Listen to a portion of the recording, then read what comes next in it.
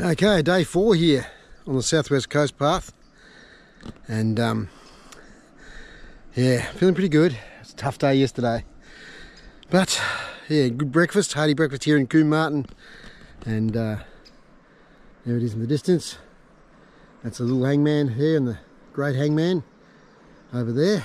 So I climbed up yesterday, worked my way down off that. So today, firstly to Ilfracombe, and then eventually to Woolacombe. So another tough day ahead, but feeling pretty good.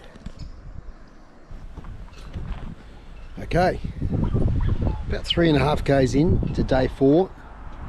So I've come 1 3/4 miles from Combe Martin, and about 3.5 miles to go to Ilfracombe, which is my first stop of the day. It's a Watermouth Castle. It looks like an old castle wall, and sort of a reconstructed castle in the middle there. But yeah, those walls look very old. And to my right here is the beautiful little haven here of Watermouth Harbour. Tide's out at the moment, so a lot of boats are high and dry, but yeah, nice little safe anchorage. Okay, after a bit of an arduous climb, I've reached the top of this hill near Ilfracombe. So I come from that direction today, from Combe Martin. Fairly flat, few hills until this last hill where I had to go from sea level to here in a very quick time. Yeah, and that's, as I said, the beautiful town there of Ilfracombe, which I'm heading off to right now. Okay, the sun in the right place here. This is a statue at Ilfracombe called Verity. So quite imposing over the harbour here. It's a hill I just climbed, it came down. There's St Nicholas's Chapel up there. And there's the beautiful little holiday town of Ilfracombe. So about half an hour out of Ilfracombe, beautiful town. And now just heading towards Lee Bay and then onward to Woolacombe. So a bit of a tough section coming up later. A bit of a climb here at the moment. Little coastline in the distance, might come out of the camera, is an island called Lundy. 5 miles long, 5 kilometres long, 1 kilometre wide. And in the distance again, much more visible today, is South Wales. And you got there out in the water, but it's raining a little while ago. Come off the ocean here, now it's cleared up, still a bit cool though. Okay, so Lee Bay's around there, and I've just climbed out of Lee Bay. A few ups and downs, mainly ups. It's a bit brutal again today. It's not that much easier than yesterday, to be fair, but I'm going alright. You see all the topography there, it's just amazing. It's just bay after bay of those sort of eroded cliffs, magnificent farmland, and very green inland. So I'm on my way to the next stop, which is Woolacombe. It's probably about another 5-6 k's. It's been a long day today. It's a bit longer than I anticipated, but anyway, we're still going pretty well. That's the main thing.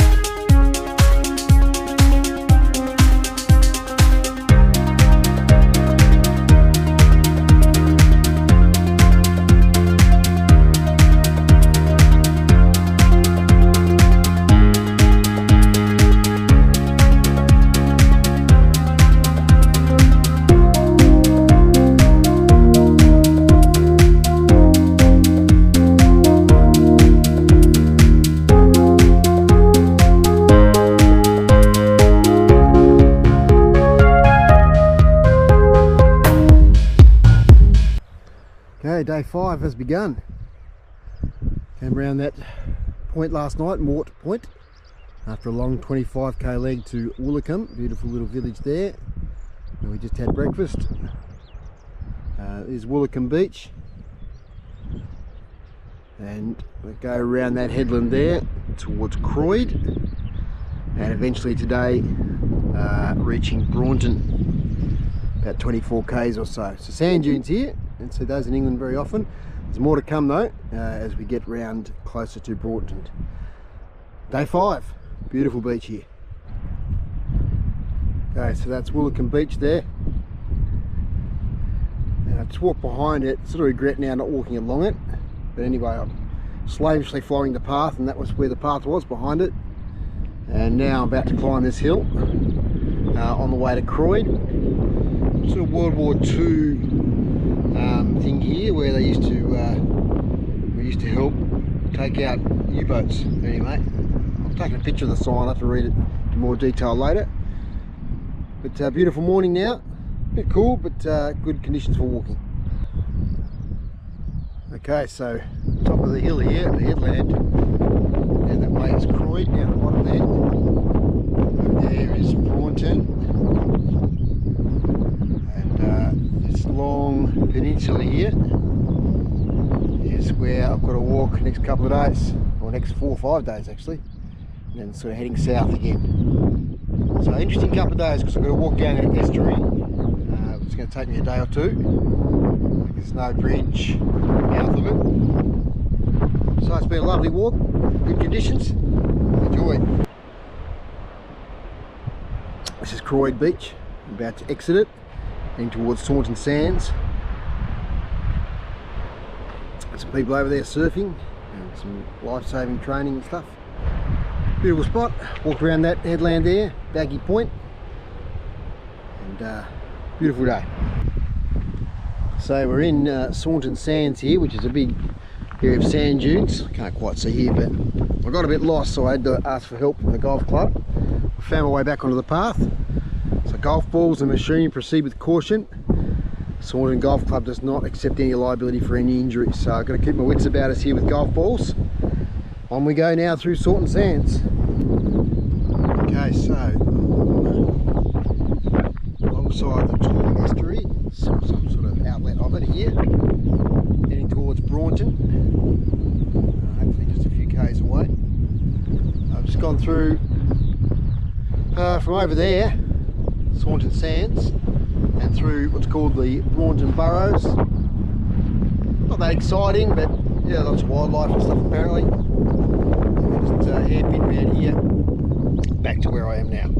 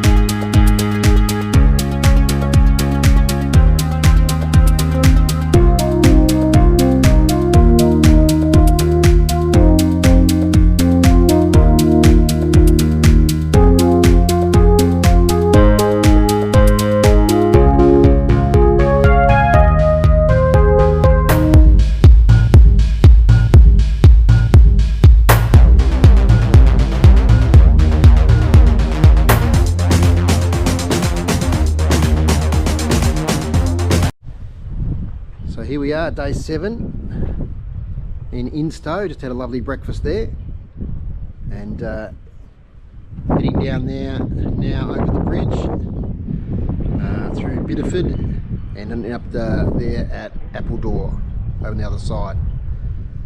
So ready to go. Very windy, so you might not be able to hear me, but on the way from Instow down there to Bideford on the estuary, lots of old ships here. Nice walk, exposed to the wind, but yeah, nice start to the day. So walking down that path there from Instow, so the estuary just keeps on going. It's very silted up, and there seem to be a lot of old boats here that are out of commission. I'll probably say because they just silted up and there was no longer any way of getting out. So there they are. So that's Bideford there. Bideford it's spelled, but only Bideford. There's the old bridge, so not far from crossing that onto the other side and down towards Appledore and onward to Westward Ho. Got a nice quiet spot here out of the wind, and just walking here from Bideford to Appledore through this beautiful forest. Came past some lovely country gardens, met some friendly people, so looking forward to getting to Appledore for maybe a coffee and a piece of cake. So we're entering the Borough Farm here. You can see through the trees the estuary, which I've been following now for a couple of days, is still there. Pretty amazing here on the Mohr estuary. Just a number of abandoned boats, old wrecks like that. They're everywhere. You can see them scattered down the whole estuary. It's been silted up. This looks like an old vessel that used to, I wonder if it used to actually pick up the silt. Not sure, but I think I've seen vessels like that in the Tamer. But even old wrecks here in front of me, like an old boat. I don't know how old that is, but it's, yeah, it's disintegrated. Yeah, very interesting. The Mohr estuary. Okay, just filming this in Appledore here. You see angry skies, rain behind us, starting to rain now, so just a quick look at the beautiful village of Appledore across from Instow. Okay, got to stop because it's raining. Here we are at Appledore. The weather's still a bit inclement. There's the ocean out that way, and there's the estuary, and there's a big shower that we had before. There's Instow there. Looking over back over towards Braunton, and walked down that estuary last couple of days, about to head back to the coast.